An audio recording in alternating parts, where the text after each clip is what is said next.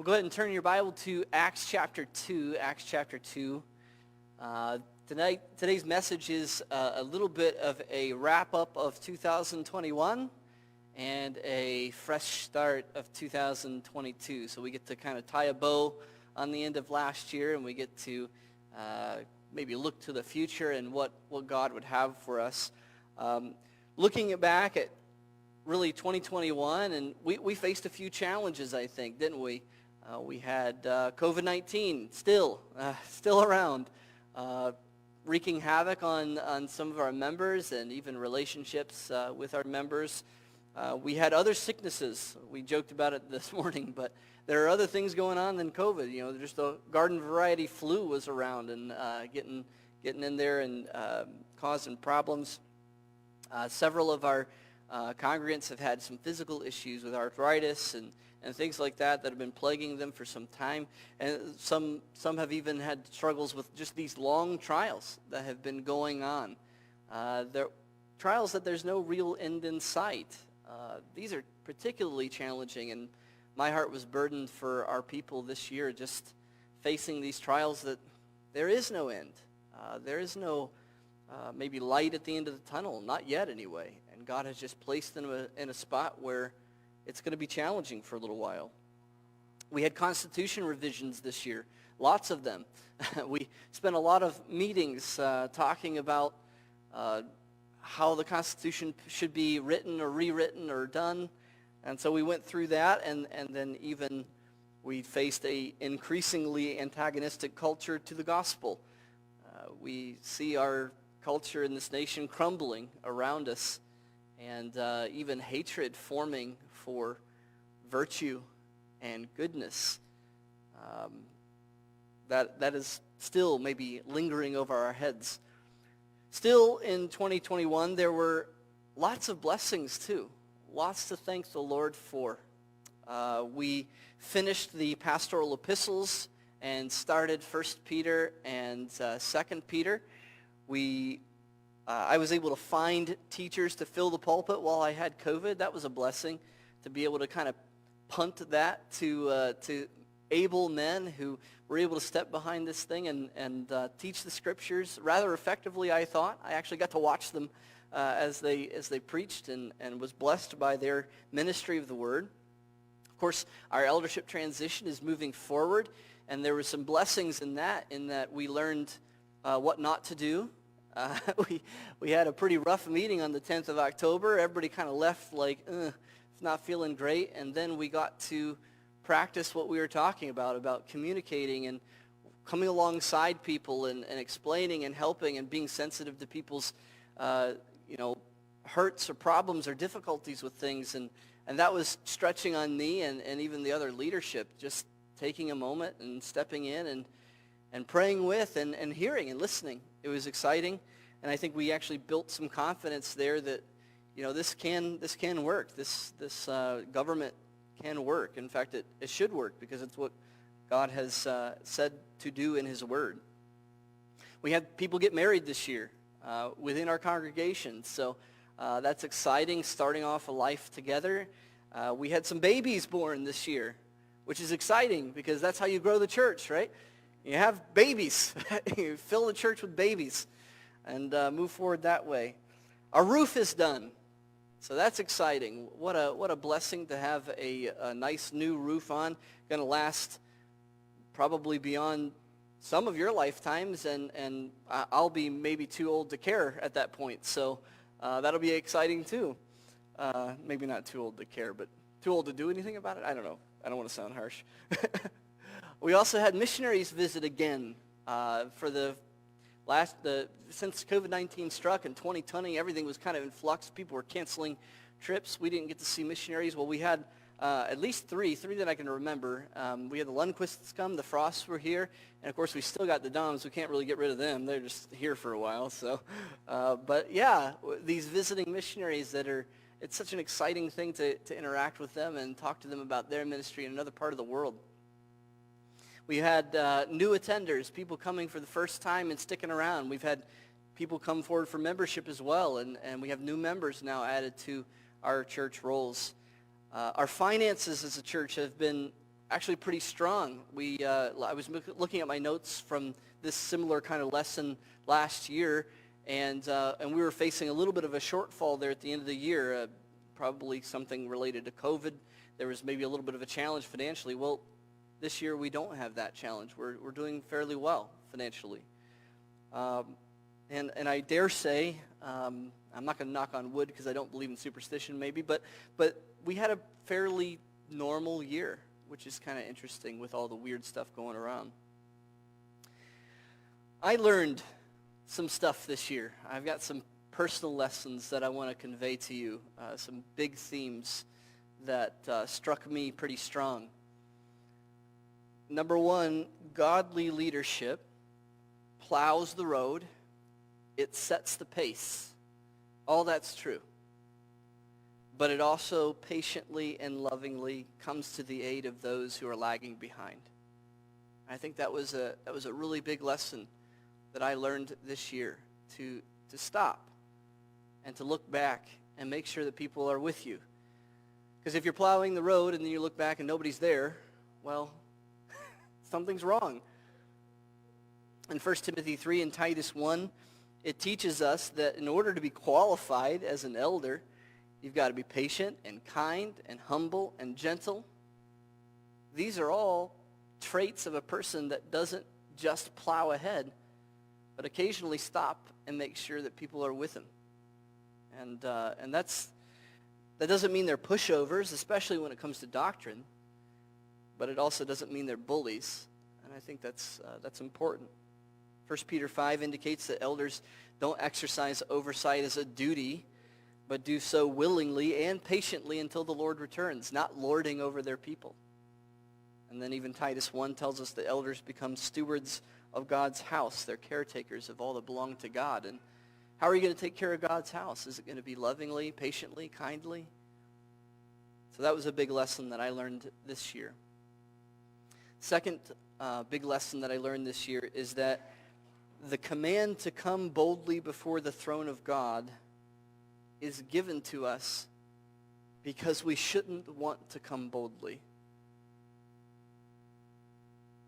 In Hebrews 4, it tells us to come boldly, but when we know our sin and we know the holiness of God, that becomes a challenge. I'm convinced that the writer of Hebrews does not tell us to come boldly as a throwaway command. He tells us to come boldly because he knows that if we have a right perspective of who God is and who we are, we're not going to want to. Oftentimes, perhaps we come too boldly. And what I mean by that is we flippantly stand before the God of the universe who drove Isaiah to his knees, and he said, "Woe is me, for I'm a sinner." It left Peter begging for his life, and John laying prostrate on his face. We say, "Hey, God, what's up? Listen, I got some things that I want you to do for me." We come flippantly before his throne. I'm learning that coming boldly before the throne of God begins with setting your mind appropriately by thinking about that throne for just a moment, by taking just 1 minute. That's all it really takes, just 1 minute to start thinking about who is sitting on that throne. Who is he? Who is this God? And then next to him, who am I? And then I find that not only do I not want to come boldly before his throne, I don't want to go there at all. I don't want to step before that God. I don't want to step before that holy God. And so if we start our personal prayer time reflecting on the character of God and who we are in comparison to him, before we even say, "Dear Lord," before we say, "Father," we start thinking about who he is and who we are, I think we'll find that it's hard to pray boldly. It's hard to step before him boldly. But then we obey the command and come before his throne boldly anyway.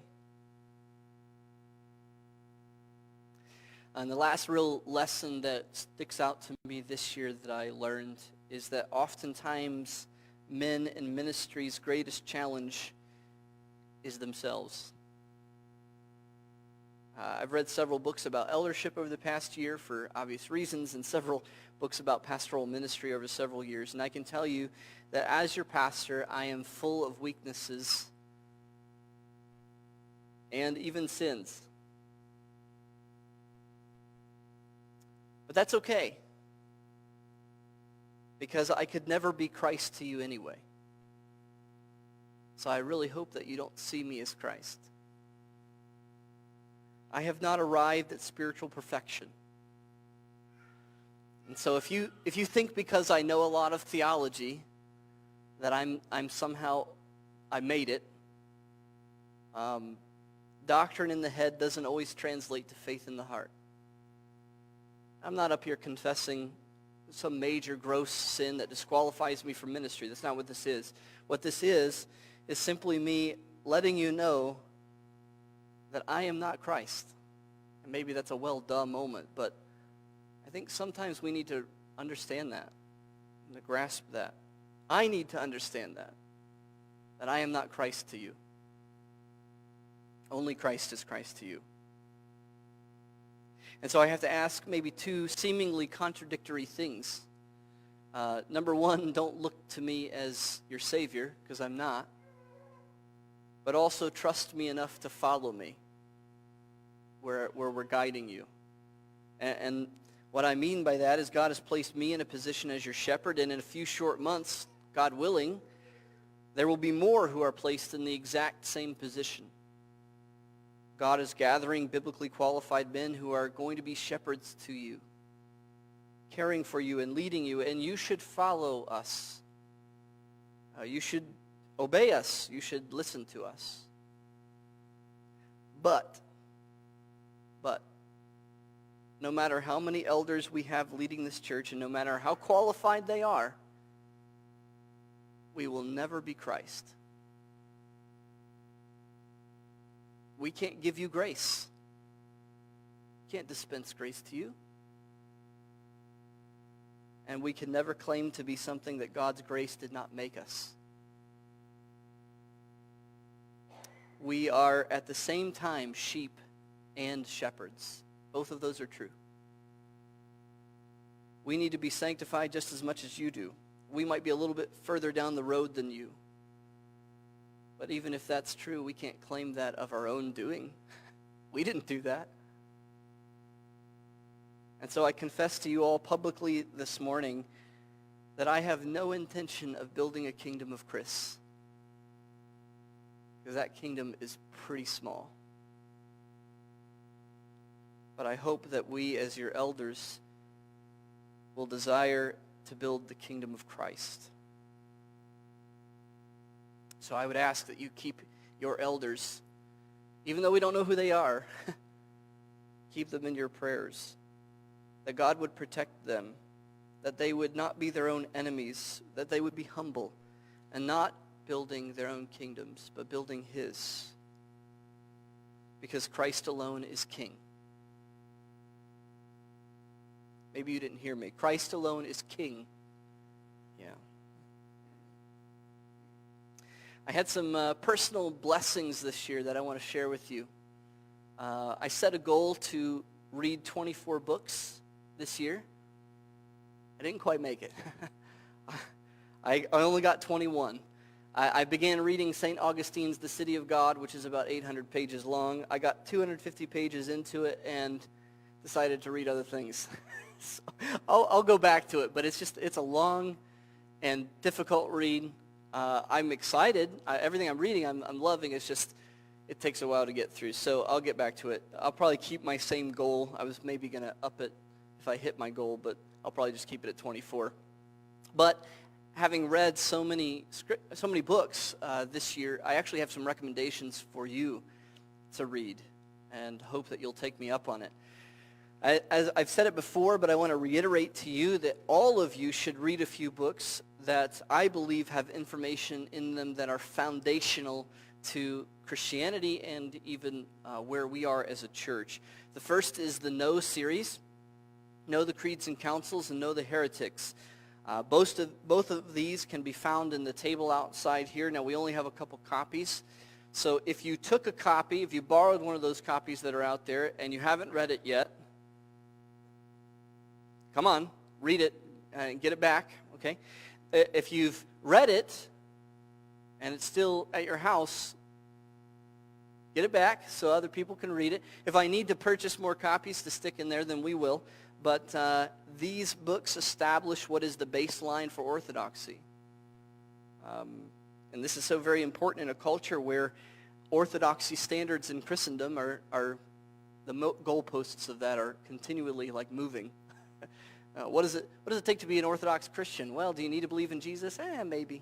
You know, so some of these things are starting to move, and so orienting our minds around this is good. A second book that you should pick up and read is the Second London Baptist Confession of Faith from 1689. We have copies of this back there as well, both in the original writing of it from the 1600s, which is fun to read if you're into that.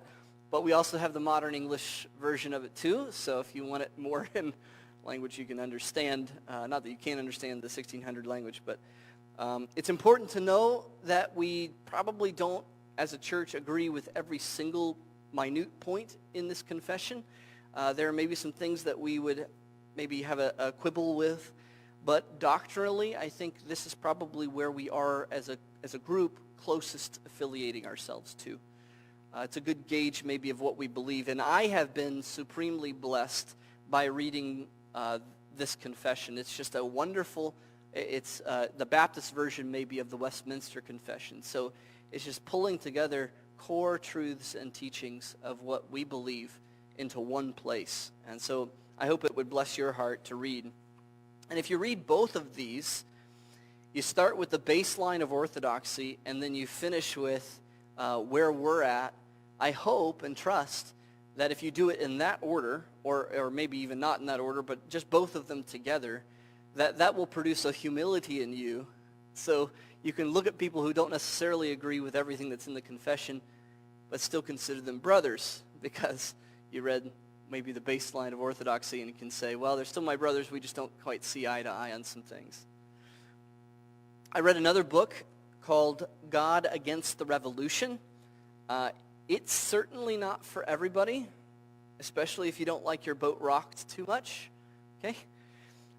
The author, mostly through the words of clergymen during the Revolutionary era, explains how the desire for America to revolt from England was not unanimous and not even the majority opinion. And there was strong biblical arguments against doing such things. He also reveals conversations between clergy and our founding fathers that indicate that the founding fathers were more influenced by John Locke than they were the New Testament. It both challenged my perspective on our founding as a nation, and it also speaks to the current climate. Like, how far should we submit as Christians to our civil magistrates? Well, that's addressed in this book, and maybe the insights there will be challenging for you. So if you're looking for a challenge, it's a good one. Another challenging book that I read this year is called Rediscover Church. It was a quick read, establishing the importance and purpose of gathering as a church. And so if anybody's listening online that is not there because of the weather, but because you think that live streaming a service is a viable replacement to coming to church, this book is for you, because I think it'll address some of those problems in your heart. I read another book called The Hiding Place, which is the story of Corrie ten Boom and the hiding of Jews from Nazi Germany during World War II. The star, though, of this book is not Corrie. It is her sister Betsy. My, oh my. She is a Christian worth reading about. So if you haven't read it, or you haven't read it in a long time, I highly recommend going back and reading The Hiding Place. And then my last recommendation as far as books go is not for a specific book, but rather a group of books. The Puritans, unfortunately, get a lot of bad press because of the Salem witch trials. Now, I've looked into that, and There weren't very many Puritans involved in all of that debacle. It was a very short period of time, and almost every single Puritan that was involved has repented of their part in it and said they were wrong, okay? So I'm not excusing maybe the behavior that occurred there, but to paint with a broad brush the Puritans as the witch killers is just simply inaccurate, okay? Puritans, by and large, were theologically deep and faithfully practicing Christians who would come very close to what we believe and how we live, with one or two minor exceptions. So my last recommendation to you as books is simply read the Puritans. Read the Puritans. One book or many, read them. Don't start with John Owen.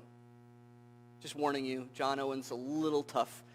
Start with somebody else. But read the Puritans. I have well over 100 Puritan works in my library in my office. Well over 100. Most of them cost less than $10. Seriously, I will buy you a copy if you want to read a Puritan work. You can come and borrow one, and if you never return it, that's okay. I'll just replace it, okay? Honestly, read the Puritans. You won't be sorry. The devotional books that we have today that talk about growing with Christ and all this stuff, they pale in comparison to the depth of theology and practice that the Puritans write. Okay? I'm not saying don't read the modern works, but read the Puritans. Read the Puritans. This year I found some great music, which was a blessing to me as well. There's a group called City of Light, and I did recommend them last year, but since then we've added 4 songs of them to our worship. One of them we sang today, Good and Gracious King, as well as Only a Holy God, Grace, and Yet Not I, but Christ through in me. These are all their songs that we've added. I hope and trust that they've been a blessing to you in the worship. Back in the 90s, maybe, contemporary Christian music was in a pretty tough spot, and to go out and find music that was theologically deep and rich, but also had a beat to it and used modern instruments was fairly challenging. But today there are several groups that are coming forward with, I would say, at least as theologically rich music as hymns, if not even more so, and the music is designed and written for a congregational style, which even the hymns don't maybe lay claim to. Not everybody can sing a hymn. They dance around, they do a lot of things. These songs are maybe for the lower common denominators of singers, so even if you're singingly challenged, you can sing these songs. Another group, Sovereign Grace, is one that I found to be quite good. All I Have is Christ is a song that they sing. We added that to our set a while ago. And they have been providing free music.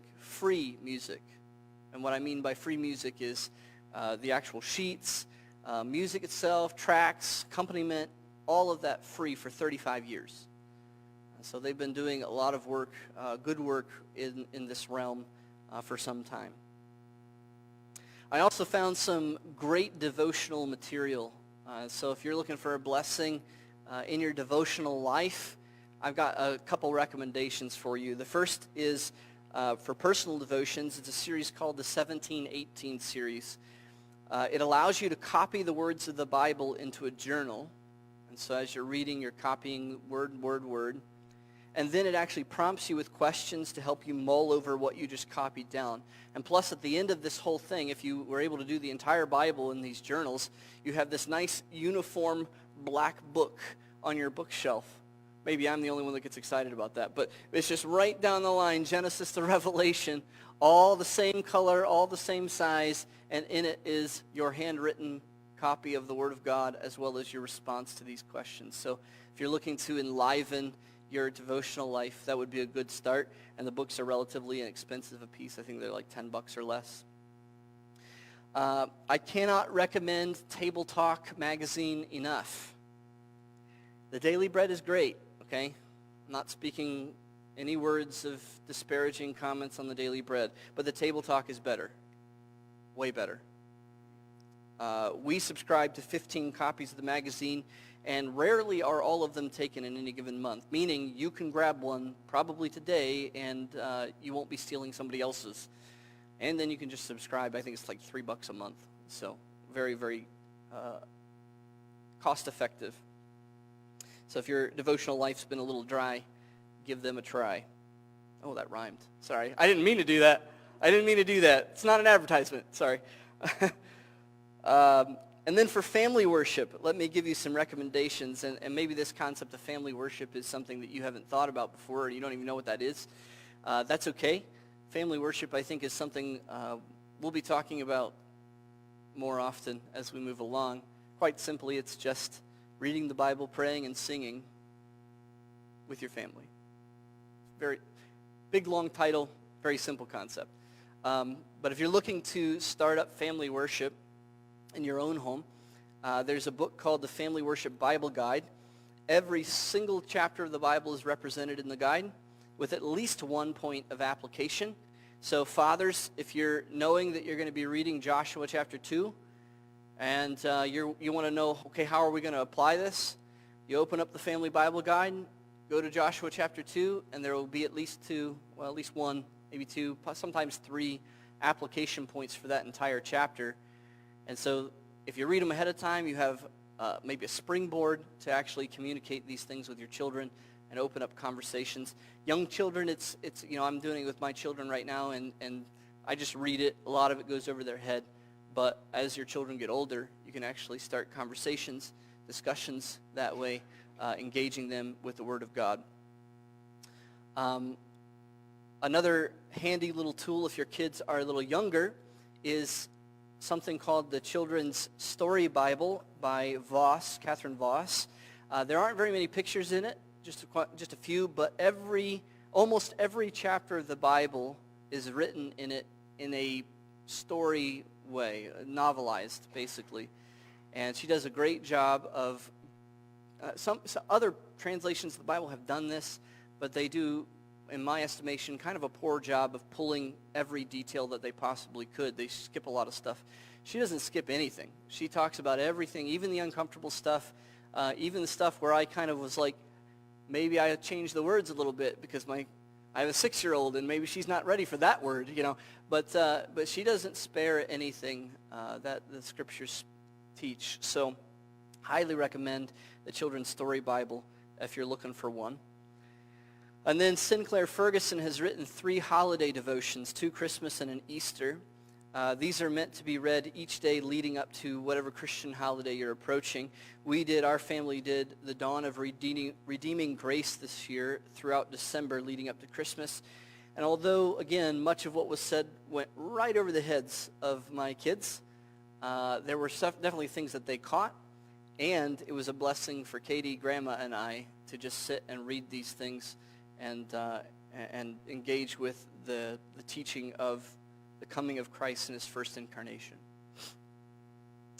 And one other blessing I found this year, sometimes it's hard to find some entertainment that's family appropriate. Well, I found some entertainment that's family appropriate, okay?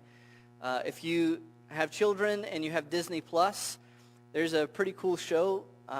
It isn't too long and it has some good values. It's called Bluey. It's this dingo family with really awesome Australian accents, and they live in the world of make-believe. And it features an engaged father who is not a doofus, is not a bumpkin. He's not dominated by his wife. He has a job, yet he pretends with his kids.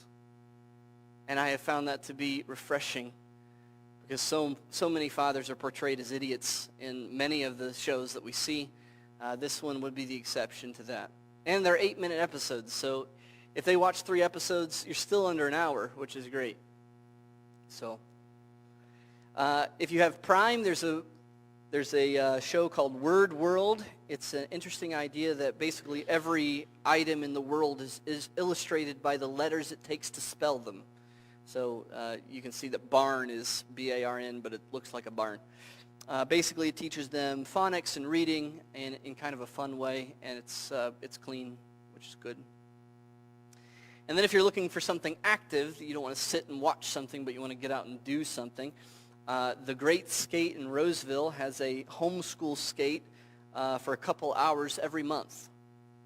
We have found it to be quite a lot of fun. It's not too pricey. And even if you don't homeschool, try skating as a family anyway. It was way more fun than I thought it would be. So I had a 6-year-old and a 4-year-old. I thought this was going to be awful because they're going to fall and they're going to get hurt. They did, but they recovered. It was good. It was fine. And it was a lot of fun. We plan on going back often. And the last blessing that I want to kind of put there, I didn't want to put a picture because I didn't know what picture to put out there. But thank you for the raise that you gave us this year, and thank you for the many Christmas gifts that were given to us as well. We are very loved. And we're very thankful to be serving you in this ministry here. And we are very well cared for. You have made certain as a congregation that we don't have very many, if any, financial needs or restrictions on us. And that not every pastor can say that. So we're very thankful that you've provided for us, even above and beyond what we would need. So now I want to transition. That was kind of like looking back. I want to transition to looking forward and talk about 2022 and even our church and what that means to be looking forward into the future. If you're not there yet, go ahead and turn to Acts chapter 2. Although it's maybe seen as a tradition or a duty, it's common for us to get introspective when a new year arrives. We start thinking about, how well did I do last year? What could I do better? How can I stay on task? Who am I again? What are my goals? What am I doing here? Why am I here right now? These are great questions that we ask of ourselves, but it's also great questions that we can ask as a church. What are we doing? As a tool, we can break these kind of identity questions down into 3 basic items: vision, mission, and purpose. Doing this allows us to clearly state who we are, what we're doing here, and even assess how well we're doing at staying focused. Some of you have heard this before, so a good refresher is not a problem, not a bad thing. Some of you have never heard this before, and this will be a great opportunity for you to hear what we are about here at CBC. So without further ado, what is the vision of CBC? First of all, maybe what's a vision? Let's ask that question. What's a vision? Well, a vision is an ultimate goal. Who we are. What is our identity? What are we here for? Is having a vision as a church biblical? Is it biblical to have a vision? I think God spends much of the New Testament painting the vision for his church, and I think we just saw that recently in 1 Peter.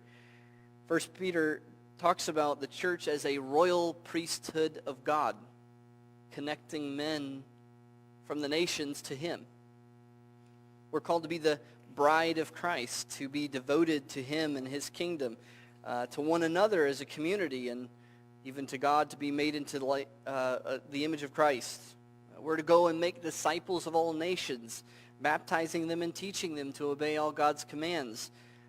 In this way, Jesus tells us the gates of hell will not prevail against us. We have the gospel of Christ, the life-changing truth of grace, which changes men one soul at a time. And so we have this vision set before us. Well, what is our vision then? What's our ultimate goal? Our ultimate goal is to be a devoted community of Christ-like disciple makers. Every word in that sentence matters a lot, with the exception of maybe 2, possibly. But I guess to be is part of that verb transition. So maybe they're all important. I don't know. To be a devoted community of Christ-like disciple makers. We're going to see this on display in Acts chapter 2, 42 to 47. So let's read that, and then we'll make some comments on it. They were devoting themselves to the apostles' teaching and to fellowship, the breaking of bread, and to prayer. Reverential awe came over everyone, and many wonders and miraculous signs came about by the apostles. All who believed were together and held everything in common. And they began selling their property and possessions and distributing the proceeds to everyone as anyone had a need. Every day they continued to gather together by common consent in the temple courts, breaking bread from house to house, sharing their food with glad and humble hearts, praising God and having the goodwill of all the people. And the Lord was adding to their number every day those who were being saved. So what do we see in this passage as far as a vision for our church? We see a church that was devoted. They were devoted to doctrine and fellowship and communion and prayer. They lived in awe and wonder as the Lord demonstrated his power among them. They were devoted to love and unity and support of one another. They were devoted to humility and gratitude. And what did God do? He added to their numbers daily. It's important for us to note that we shouldn't see this necessarily as prescriptive, but rather descriptive. And what I mean by that is, they sold everything that they had and distributed their money. Do we need to do that here, or are we failing? They met each other every day in the temple and homes. Do we need to do that, or are we failing? Do we need to be exactly like this first century church in the details? And we would say no, we don't need to be exactly like them. But when it comes to their faith, their practice, their devotions, that we should be exactly like them. What were their devotions? Doctrine, fellowship, communion, prayer, worship, love, unity, financial support, humility, and gratitude. These were their devotions of God's church, and they are listed here, I believe, as necessary components of every single entity that's going to call themselves the Church of Christ. Indeed, if a church lacks any of these, it is failing the definition of a church. To be a devoted community of Christ-like disciple makers. And so we have to ask the question, maybe, how are we doing? With all those devotions that we listed, how are we doing? Well, if I can be so bold, I think that we're doing fairly well in pursuing this vision of our church. I believe that the devotions that are required of all Christ's church are devotions that you will find at CBC. I don't think any of this list is absent or missing. Are there things that we can improve? Yeah, there's always things you can improve, but nothing we're missing. And so how can we do better? How can we improve? How can we get this better, more in line with what God would have us? The Reformers had a saying, semper reformanda, which is Latin, and it means always reforming. What they meant by that is that in the state of men as we are, what we believe and how we live is always under construction. We're always being pressed into the mold of Christ. And so what we've always believed for ages past is not something that we can just simply take for granted, but we must go to the Scriptures and be willing to be sharpened and pruned even by everything that we've been taught. Everything that we've always done in our life, we are willing to go to the Scriptures and see those pruned and pressed and conformed and bow to what Christ teaches. And so even though we have all these devotions, it doesn't mean that we've arrived. In fact, I think we can do better in these devotions, specifically in amplification. What I mean by that, we have all of these, but we should have these in increasing values, increasing proportions. One of the benefits of doing this kind of message every year is I get to go back and look at my notes from the previous year and see if we've made any progress. We gotten a little better, what's going on? And so for this year, how can your personal doctrine be deepened? Your personal understanding of what God teaches. I'm hoping that if you grab the No series in 1689 Confession, that some of that will happen. How can you increase your fellowship with other members here? How can you commune with God and his people in deeper ways? How can you increase in humility and in your prayer life? How can we be more unified? How can we contribute to one another's needs more? Or perhaps you are the one in need. How can you be humble enough to ask for help? Speaking of humility, how can we make this church less about us and more about Christ? That's a good question. How could we be more thankful this year? So for 2022, I think the theme is amplify. Let's take these things that we're devoted to, turn them up a little bit. What is the mission of Columbus Baptist Church? What's the mission? Well, what is a mission? Mission answers the question, how do we accomplish the vision? How do we get there? That's where we're shooting. What's the roadmap? How do we make sure we get there? How do we reach our goal? Is having a mission biblical? I think missions typically change based on the current situations. When we go back to the first century in Ephesus, they had a mission. Is it our mission? No, it's not our mission. We're not in the same culture or time. Even in Acts 2, when they met in homes in the synagogue daily, well, we don't have a synagogue around here, really. Do we meet there anyway? Would we go there? Well, no, our culture's a little different. Times have changed, and therefore the mission is different. Not our vision, that stays the same. But how we pursue that mission is going to be a little different. So what mission must we adopt in our current place, our current time, our current culture, so that we can stay on vision in being a devoted community of Christ-like disciple makers? We identified 3 aspects that differentiate us from other ministries throughout the time and other ministries in different situations. And there are 3 points that we have seen are ways that we can accomplish this vision. The first is expository preaching. In some sense, this is certainly not something that can be absent from any church. And unfortunately, it separates us from many churches in our area and even in our nation. A lot of churches in our area do not preach expositorily, and we don't say that braggingly, but we just recognize that it's true. We approach the Scriptures as God's message to us, mostly to correct our view of how we perceive the world and Him and ourselves. In other words, when we approach the Scriptures, we expect to be proven wrong, not proven right.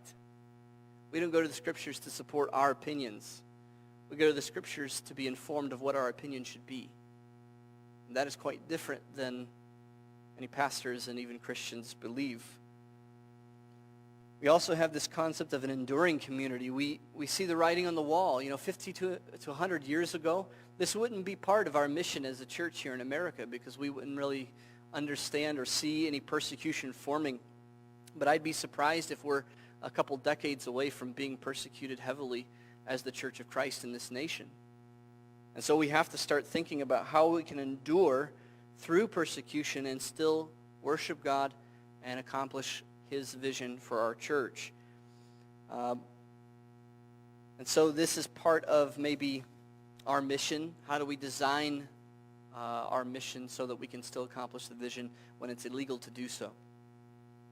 And finally, fathers and family, as a related component of being an enduring community, we see it as absolutely essential that fathers take their God-given role as the spiritual leaders of their home. They become pastors of their own families. When this is true of every home in this church, and when a male leadership of every kind is strengthened, we'll be able to withstand true persecution. As each family unit grows, the leadership of the fathers, grandfathers, and male leaders, so the body will grow and it will be strengthened.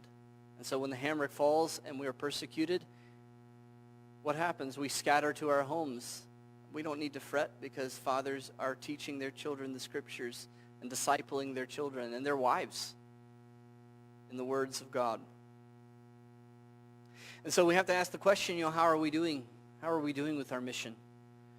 Well, the expository preaching side, I never let myself off the hook. So for this year, I made some adjustments to my preaching that I'm satisfied with. They're subtle. They're mostly back-end stuff. I read a book this year called Exegetical Fallacies. That was illuminating. It's pretty technical, but it basically pointed out some things that I was doing wrong. So I've corrected those things. It tempered the way I maybe interpret passages a little bit and how I use the Greek even. Just being cautious and understanding that there's a little wiggle room here. Also I taught homeschool this year, so I taught reasoning.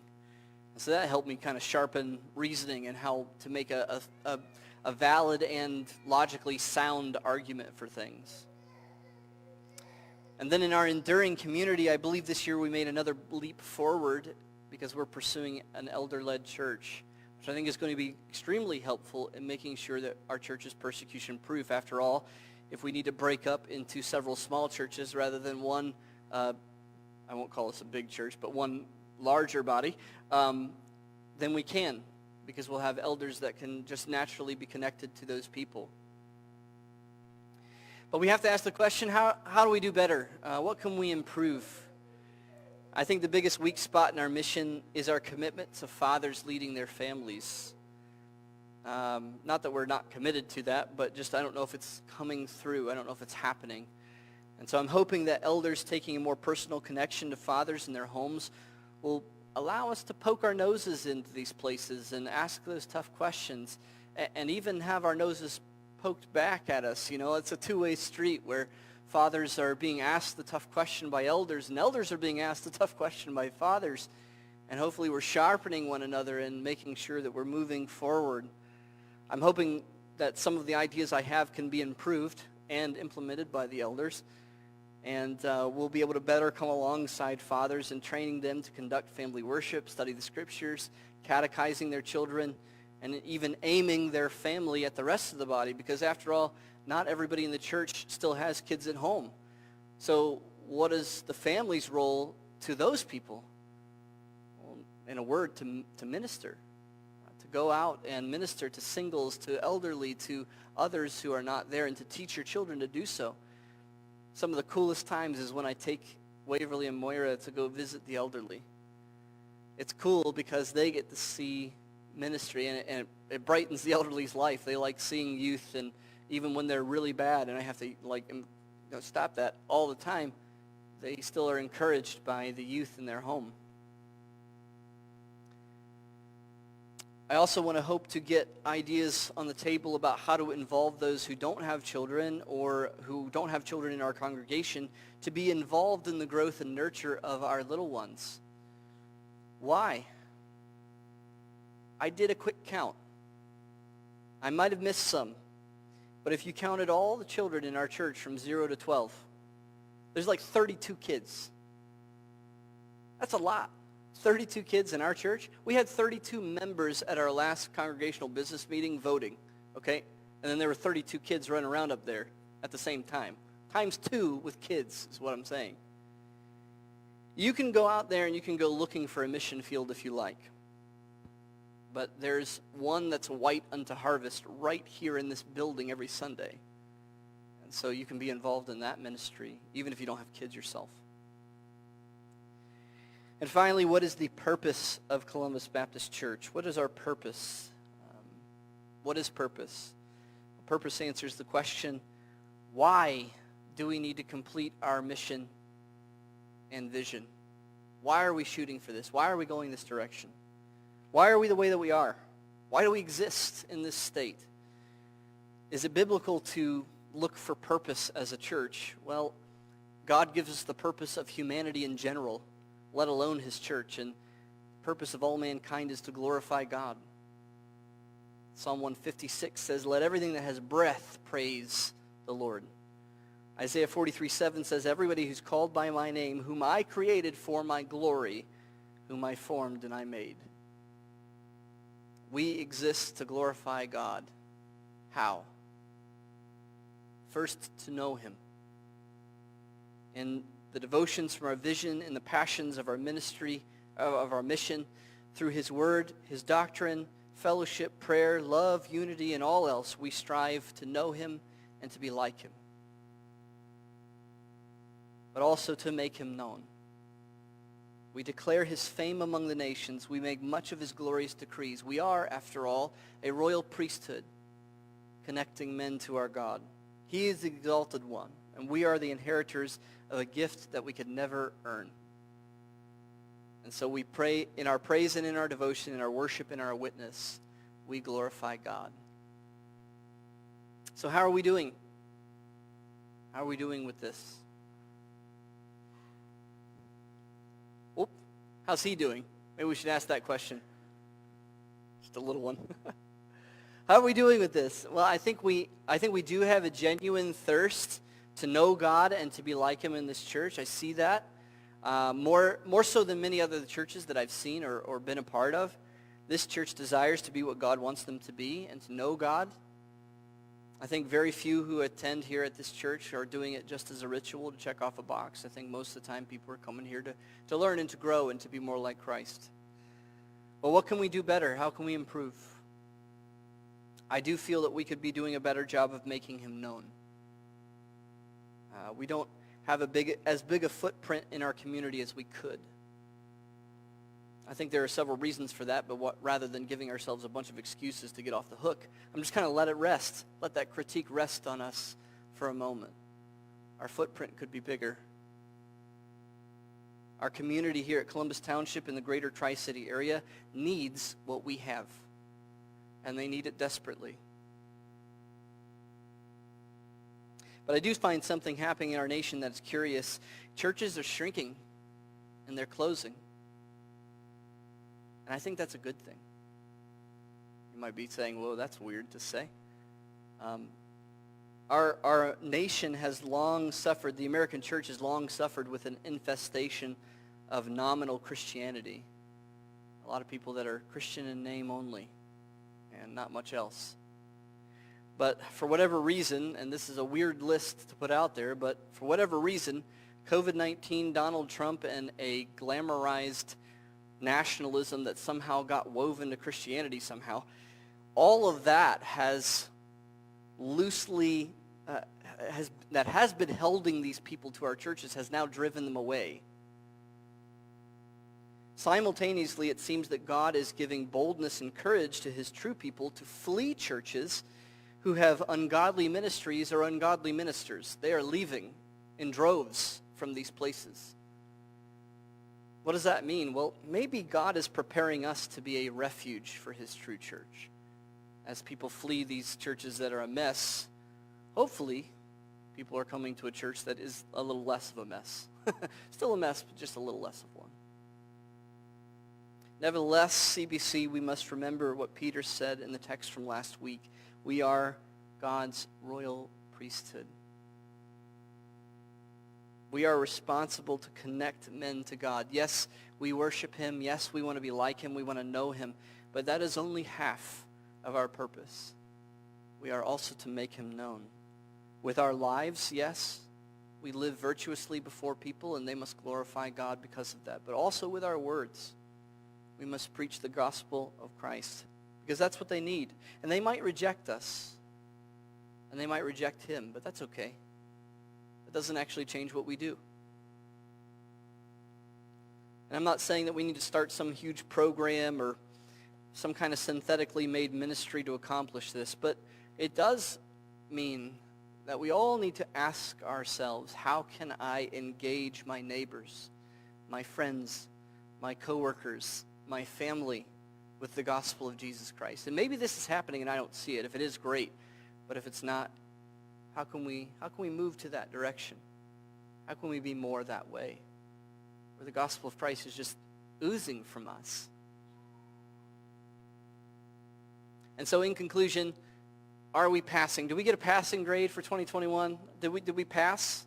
Are we riding the D right now? Do we get a D at least? I think overall we're doing okay. We're doing okay. Not maybe great, but okay. Nothing that we need to sound the alarm for, like, whoa, this is a bad thing, but some definite improvement that we can make. Plenty of room for growth. So my maybe request, I guess, and prayer would be that God would stretch us this year, that he'd give us grace to be more like his son, that God would allow us to be a part of people coming to God for the first time. So may God allow us to be humble and bold in our witness this year.